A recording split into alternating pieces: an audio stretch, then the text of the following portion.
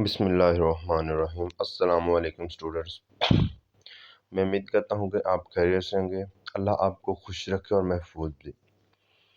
आज जिस मौजू पे मैं बात करने जा रहा हूँ वो है एम.ए. इंग्लिश पार्ट 2 ऐसे। एम.ए. इंग्लिश पार्ट 2 ऐसे।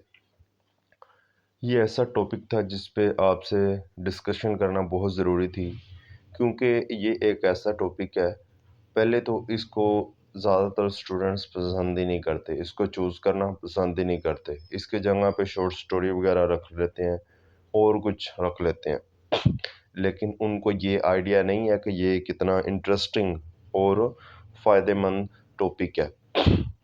ऐसे कितना फ़ायदेमंद और इजी टॉपिक है, ठीक है। तो इसमें मैं आपसे जो है वो डिस्कस करूँगा कि आपने क्वेश्चन में कौन कौन सी चीज़ें डिस्कस करनी है। सबसे पहले तो आपने याद रखना है कि जब आपने एम.ए. इंग्लिश पार्ट 2 पेपर 10 या पेपर 5, ठीक है, ऐसे का पेपर सोल्व करना है, तो आपने एम.ए. इंग्लिश पार्ट 1 और पार्ट 2 को जहन में रखना है। टोटल सिलेबस को जहन में रखना है, ठीक है। कौन कौन से राइटर हैं, उनका क्या क्या वर्क्स हैं, उनकी क्या क्या खिदमात है, उनकी कौन सी स्टोरी है, नावल है, उसको आपने जहन में रखना है, ठीक है। आपने जो भी सवाल हल करना है, आपने अपने पार्ट 1 और पार्ट 2 के लिटरेचर के हिसाब से उसको हल करना है। आपने इतनी उसकी डिटेल करनी है, डिटेल आपने ढूंढनी है कि पार्ट 1 से लेके मतलब कि पार्ट 2 तक उसमें से डिस्कस करना है। आपने 3 घंटे में ये ऐसे सॉल्व करना है, ठीक है। तो आपने ये नहीं है कि इसको शॉर्ट 2-3-4 पेजेस में लिख के बस कर देनी है, नहीं, आपने इसको टोटल 3 घंटे मुसलसल स्पीड के साथ लिखना है। किस तरह लिखना है, क्या लिखना है, वो आपके साथ मैं डिस्कस करता हूँ।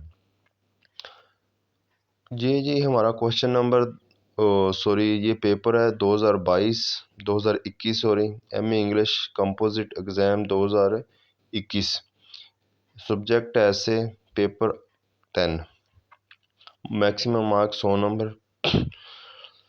चलो आइए शुरू करते हैं। क्वेश्चन नंबर 1 है जी, literature is the most agreeable way of life. Literature है वो ज़िंदगी को इग्नोरिंग वे ऑफ लाइफ, ज़िंदगी को इग्नोर करने का बहुत ही एग्रीएबल, बहुत अच्छा तरीका है। इग्नोरिंग लाइफ कहते हैं बोर ज़िंदगी, ठीक है। इग्नोरिंग लाइफ बोर ज़िंदगी, बोर ज़िंदगी को कहते हैं कि बोरिंग ज़िंदगी को का बहुत अच्छा ये तरीका है लिटरेचर जब आप पढ़ते हैं। तो आपने इसमें डिस्कस करना है कि जब आप इसमें आप लिटरेचर को डिस्कस करेंगे, लिटरेचर के क्या फ़ायदे हैं, क्या नुकसानात हैं, लिटरेचर की अहमियत क्या है, लिटरेचर जो है वो को आपका पोइट्री के कौन कौन से राइटर हैं उसका आप हवाला दें, उनकी कहानियों का हवाला दें, पार्ट 1 पार्ट 2, उसके अलावा ड्रामा का हवाला दें। आपको मतलब जितना भी लिटरेचर आता है आप उसमें लिखें और अपना भी साथ अपनी ओपिनियन भी दें इसमें। आगे जी, romanticism is a disease, classicism is a health. आपने इसमें रोमांटिसिज्म एज को, रोमांटिसिज्म के सारे राइटर को, उसके अलावा क्लासिज्म के सारे राइटर को, क्लासिज्म के एज की करैक्टरिस्टिक्स को, ये आपने सारी डिस्कस इसमें करनी है। आगे जी, एस्थेसिज्म, एस्थेसिज्म कहते हैं खुश चीज़, हुस्न पसंदी।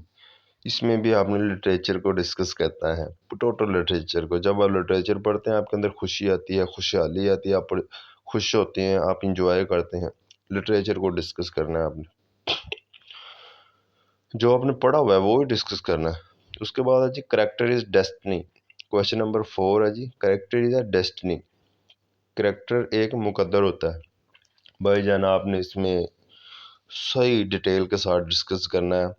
आपने इसमें सबसे पहले एरिस्टोटल का कंसेप्ट ऑफ करेक्टर वो डिस्कस करें, उसके बाद जो उसके बाद सोफोक्लिस का जो करेक्टर है उसको डिस्कस करें, उसके बाद शेक्सपियर, जॉन ऑस्ट, उसके शेक्सपियर के बाद आप जॉर्ज इलियट के करेक्टर को डिस्कस करें, थॉमस हार्डी के करेक्टर को डिस्कस करें। इस तरह आपने जो है ना किरदारों को डिस्कस करना है। आपके ट्रेजेडी में राइट ट्रेजेडी में, उसके अलावा आपको लिटरेचर में जितने भी कैरेक्टर यूज़ हुए हैं, मतलब कि जिस जिस राइटर ने उनको लिखा है, इसमें आपने ट्रेजेडी के रिलेटेड जो बड़े बड़े राइटर हैं उनकी आपने डिस्कसिंग करनी है। शेक्सपियरियन क्लोन्स, क्लोन्स कहते हैं मुफन्नरी, मतलब कि मोकरी, मजाक उड़ाने वाले, लफंडर, हीरो।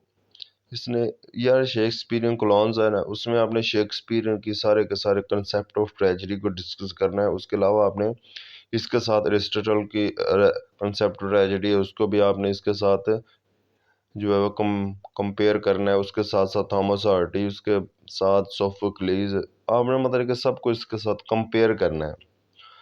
आर्ट फॉर आर्ट सेक, ठीक है, आर्ट आर्ट के मकसद के लिए, ये भी आप लिख सकते हैं। Depiction of life in post modern fiction, आजकल के दौर में जो फिक्शन है उसमें ज़िंदगी क्या डिपिक्शन है, ठीक है। आजकल जो नावल है उसमें यही, मतलब कि जो मॉडर्न नावल है ना, वो आपने इसमें डिस्कस करना है। उसके करैक्टरिस्टिक, उसके किरदार, उनके रहन सहन, हीरोओं की ज़िंदगी, सारी की सारी आपने इसमें, मतलब कि जो है वो करैक्टरिस्टिक ऑफ मॉडर्न नावल, जब हम मॉडर्न नावल पढ़ते हैं वो सारा का सारा आपने इसमें लिखना है। उसके बाद क्वेश्चन नंबर 8, टू बी और not to be, that is question, होना या ना होना, ये एक सवाल है, डिस्कस करें, ठीक है। तो आप ये सारे के सारे सवाल आते हैं आपको आपके लिटरेचर के सिलेबस में से। आपने कोशिश करनी है कि एक आधा सवाल पिक करें जिसमें आपकी ग्रिप हो, आप उसको लंबा लेके जा सकते हैं, आप उस पर 3 घंटे डिस्कस कर सकते हैं, बहस कर सकते हैं।